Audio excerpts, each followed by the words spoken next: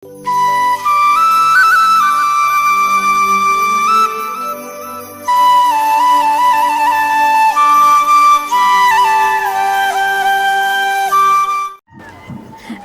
दख'र एबसुनि बानजायनायाव आरो पुन्दिबारि गामिनि हेफाजाबाव दिनै गोदान बोसोर रंजालि बैसागु फोरबोखौ पुन्दिबारि गामिनि सोदोमस्रि बिजिरसालिनि नब्लाङाव गाजा गोमजायै फालिदों। बे हाबाफारियाव मिरु दुलाराय बर' फरायसा आफादनि लोगो नेहाथारि दिनेश ब्रह्मआ बाहागो लादों आरो लोगोसे दुलाराय बर' फरायसा आफादनि लोगो सोलोंथाइ नेहाथारि रमिय बसुमतारी आरो क'क्राझार जिल्ला दुलाराय बर' फरायसा आफादनि गाहाय नेहाथारि खाम्फा बसुमतारी आरो नायगाव दख'र एबसुनि सिङाव थानाय ओनसोलनि सानसुमै साननो हनो गोरों रायजो राजाफ्राबो बाहागो लादों। नंगौ नायगाव दख'र एबसुनि बानजायनाय आरो पुन्दिबारि गामिनि बानजायनायाव दिनै बोसोर रंजालि बैसागुखौ गाजा गोमजायै फालिदों। हाबाफारियाव मिरु दुलाराय बर' फरायसा आफादनि लोगो नेहाथारि दिनेश ब्रह्म बिथाङा बाहागो लाफैदों। बे समाव आङो बिथांनिफ्राय मिथिना लानि नायगाव दख'र एबसुनि रंजालि बैसागु फालिनाय हाबाफारियाव नोंथाङा बाहागो लाफैनानै मा मेसेज नायगाव दख'र दुलाराय बर' फरायसा आफादा दुथि बिथांमोना रंजालि बैसागु फोरबोखौ फालिनानै बिथांमोना फालिथाय लादों। जोबोद गोजोननाय मोनदों आरो दुलाराय बर' फरायसा आफादनि थांखियाव बेनो जे बर'नि आंगो माहारियारि फोरबो रंजालि बैसागु जायखौ जोङो गोदान बोसोर होननानै बुङो।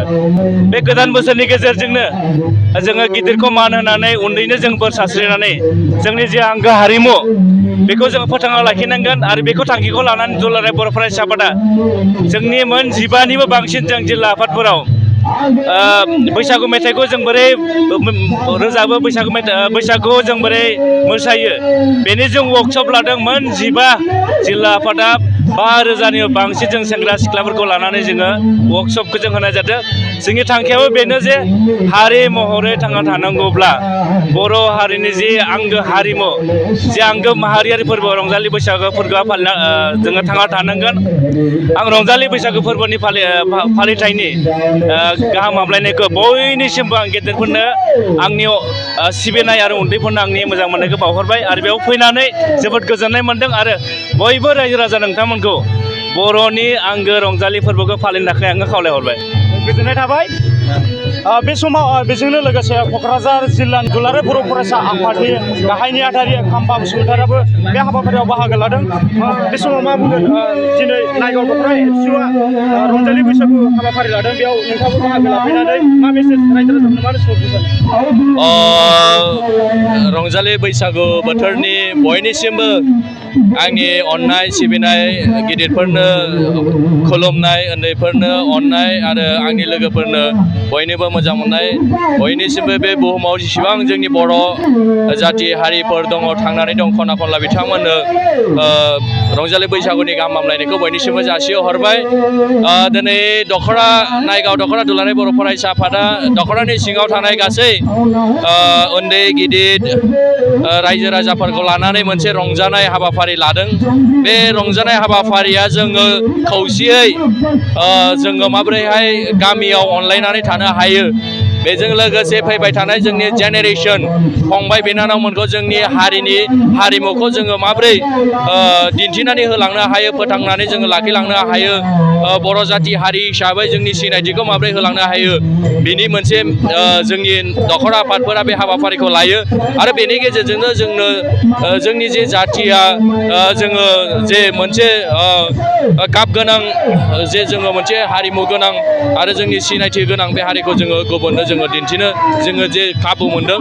दा दिनैनि थारिखआव फैबाय थानाय समाव जोंनि जे लाइमोनफोर जे जोंनि जेनेरेसनखौ जोङो मोनसे सोलायनायनि बा मोनसे मोजां प्लेटफर्म होनानै गोजौ फारसे लानानै थांनायनि जे मोनसे सुबिदा आरो बेखौ जोंनि साफ्रोमबो जोंनि सेनियरफोर जायफोर समाजखौ बेंबोदों खांबोदों दिनै समाजखौ दैदेनबोदों बै बिथांमोना जोंनि जेनेरेसनखौ मोनसे मोजां लामाजों लांनायनि थाखाय मोनसे सुबिदा। बेनि थाखायनो साफ्रोमबो रायजो राजा जोंनि गुबुन गुबुन खना खनलायाव थानाय जोंनि बर' रायजो राजा बिथांमोनखौ आङो दुलाराय बर' फरायसा आफादनि सासे कर्मि हिसाबै आङो गुरैयै रिकुवेस्ट खालामहरो हरदों खुलुम हरदों जाहाथे जों बयबो मोनसे रेसपन्सिबिलिटि लानानै जोंनि जेनेरेसनखौ फैबाय थानाय समाव जोङो मोनसे मोजां परिबेस होनो थाखाय गोजोन मोनसे लाबोनो थाखाय हारियाव मोनसे अनलायनाय लाबोनो थाखाय बयबो खामानि मावो बेखौ आङो बयनिसिमबो गुरै खावलायहरबाय गोजोननाय थाबाय बे समाव नायगाव दख'रा एबसुनि बानजायनाय आरो फुथिमारि गामिनि हेफाजाबाव दिनै नैबे फुथिमारि गामिनि सोदोमस्रि न'ब्लाङाव गाजा गोमजायै गोदान बोसोर आरो रंजालि बैसागुखौ दिनैनि दिनाव नैबे समाव बरायनाय हाबाफारि लादों। बे नुथायानो जाबाय ओनसोलनि सानसुमै साननो हनो गोरोंफोरजों लोगोसे रायजो राजा लाइमोनफोरा रंजा बाजायै रंजालि बैसागुखौ बरायनाय हाबाफारि लादों। बैसोगोरा सुबुंफोरखौ मान होनाय आरो उन्दैसिनफोरखौ अननाय बे हाबाफारिखौ लानाय जादों। बे समाव आङो केमेरा बिथांखौ आङो दिन्थिनो खावलायदों। बे नुथायानो जाबाय गोदान बोसोर रंजालि बैसागुखौ गाजा गोमजायै हायला हुइलायै बिथांमोना बरायनाय हाबाफारि लादों। नंगौ नायगाव दख'रा एबसुनि द'थि रंजालि बैसागुजों लोगोसे फुथिमारि गामिनि थुंगा 9थि बैसागु हाबाफारिया दिनैनि दिनाव नैबे फुथिमारि गामिनि न'ब्लांनि गाजा गोमजायै फालिजादों। नुथायानो जाबाय हायला हुइला गोदान बोसोर एबा रंजालि बोसोरखौ बरायनाय हाबाफारि लागासिनो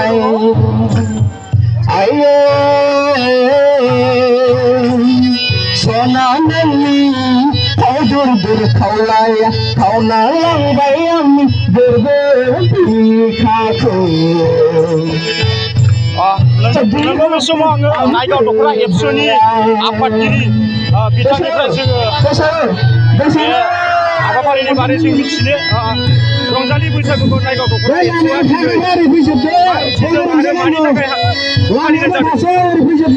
गिबियाव आङो नायगाव दख'रा दुलाराय फरायसा आफादनिफ्राय साफ्रोमबो बर' रायजो राजानो गोदान बैसागु रंजालि बैसागुनि देरसिनफोरखौ सिबिनाय आरो उन्दैफोरखौ अननाय आङो बयनिसिमबो जासिहरबाय।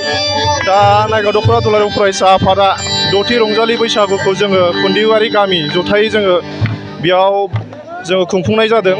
दा बेयावनो जोंजों मिरु दुलाराय फरायसा आफादनि लोगो गाहाय नेहाथारि मानगोनां दिनेश ब्रह्म बिथाङा बाहागो लाफैबाय आरो जिल्लानिबो माखासे दैदेनगिरि आरो जोंनि ओनसोलनि साननो हनो गोरों मेलेमजिबि बिथांमोना जोंजों बाहागो लाफैदों।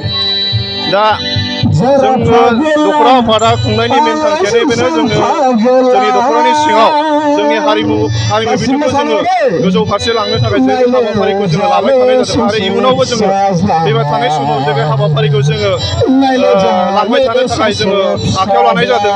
दा बैसागु होनोब्ला बर' हारिया गोदो गोदायनिफ्रायनो बेयो फालिबोबाय थानाय मोनसे फोरबो। बर' माहारिनि थांनाय थैनायजों सोमोन्दो थानाय एबा मिथिंगाजों सोमोन्दो थानाय मोनसे फोरबो। दा बेखौ जोङो फैबाय थानाय जोंनि इयुन जे लाइमोनफोरा जोंनि हारिमुखौ गोजौ फारसे लांनो थाखाय जों बयबो बाहागो लानांगौ आरो बेखौनो आङो मिजिंथिबाय फैगौ जोंनि जे रंजालि बैसागु बर' माहारिनि रंजालि बैसागु बे फोरबोखौ जोङो गाजा गोमजायै बयबो जाहाथे फालियो बेखौनो खावलायनाय थाबाय। आरो जोङो बे हाबाफारिजोंनो जोङो माखासे बेयाव हाबाफारि लानाय जादों। बैसागु मोसानाय बादायलायनाय हाबाफारिजों लोगोसे जोङो खेलानि हाबाफारिबो लानाय जादों जोङो बिसोरनो। गोजोननाय थाबाय नायगाव दख'रा एबसुनि आफादगिरि बिथांनिफ्राय जों माखासे बाथ्राफोरखौ मिथिबाय। नंगौ दिनैनि दिनाव नायगाव दख'रा एबसु आरो बेजों लोगोसे फुथिमारि गामिनि रायजो राजा बिथांमोना जथायै दिनैनि दिनाव गोदान बोसोर रंजालि बैसागुखौ गाजा गोमजायै फालिदों। बे समाव आङो बड'लेण्डनि नायगिरि रायजो राजा बिथांमोननिसिम बोसोर एबा रंजालि बैसागुनि खुलुमनाय जासिहरबाय। क'क्राझारनिफ्राय आं मिथिसार बसुमतारी।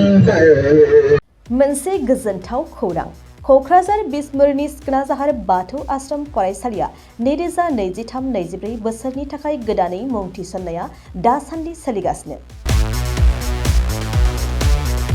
सिखोनाजाहार बाथौ आश्रम फरायसालियाव दायो KG 1 निफ्राय क्लास 9 थाखोनि गोदानै मुं थिसननायनि आर'ज बिलाइखौ हरगासिनो।